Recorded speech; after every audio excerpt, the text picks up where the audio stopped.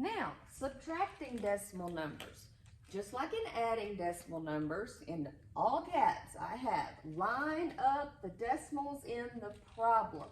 And you can go ahead and include that in the answer because it's going to go straight down all the way through. Again, you can fill in empty place values with placeholder zeros. Again, make sure you keep your place values under one another and then subtract like always. The only little bit more difficult thing with subtracting is you have to be very careful when you borrow. Okay, so let's move to the next screen and you will put this example under your notes. Okay, so if they gave us 497 and 86 hundredths minus 143 and 521 thousandths. The first thing I would want to do is write it vertically so that I can line up my decimal place values. So I would have 497 and 86 hundredths. Line up that decimal place. I can carry that all the way into the answer. And then my second number, 521 thousandths on the right side, 143 on the left side. Notice I'm keeping my place values lined up. That's very important. Okay, and I have an empty space here above this place value, so I'm going to put in a placeholder 0. And then I would subtract as always. So if I start over here, I notice I can't take 1 from 0. So I'm going to have to borrow from his neighbor. He has enough, so he said, sure, you can borrow. So if he loans it out, he becomes a 5. He's the one that borrowed. And since he just borrowed from the tens place, he borrowed the whole 10. And then we can subtract as usual. 10 minus 1 is 9. 5 minus 2 is 3. 8 minus 5 is 3. 7 minus 3 is 4. 9 minus 4 is 5. And 4 minus 1 is 3. So our final answer is 354 and 339 thousandths. Now, since it's easier to add than subtract, I always suggest that you add the two back together and make sure that you get your top number, because most of us are better at adding than we are subtracting. So to check, I can just add these two back together to make sure I get this. So 143 and 521 thousandths plus 354 and 339 thousandths. So I drop that decimal place all the way down because we want to line them up. 1 plus 9 is 10, carry the 1. 2 plus 3 is 5, plus the 1 we carry is 6. 5 plus 3 is 8. 3 plus 4 is 7. 4 plus 5 is 9. And 1 plus 3 is 4. So you notice that yes, you get the same answer that you started with. So you can check that off. Now you know that you subtracted correctly. Okay, the next one. It's a lot of borrowing that goes on in this one. So I always say, just tell yourself the borrowing story, like you're talking about neighbors.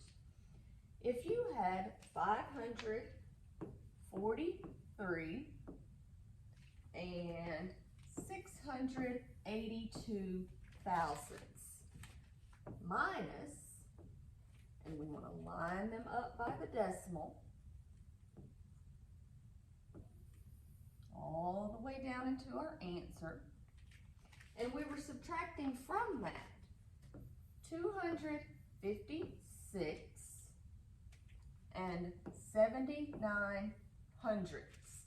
And I'm going to go ahead and stick a placeholder 0 in there. Now this problem is going to have a lot of borrowing. So I like to tell the story like we're talking about neighbors. Okay, when we start off, 2 minus 0, we can do that. And we get 2. But when we get to our next number, we can't take 9 from 8. So he's going to have to go next door and borrow from 6. Now 6 is a good neighbor. He doesn't have quite enough to loan, so he says, sure, let me borrow it from my neighbor and then you can pay me back. So he goes to his neighbor.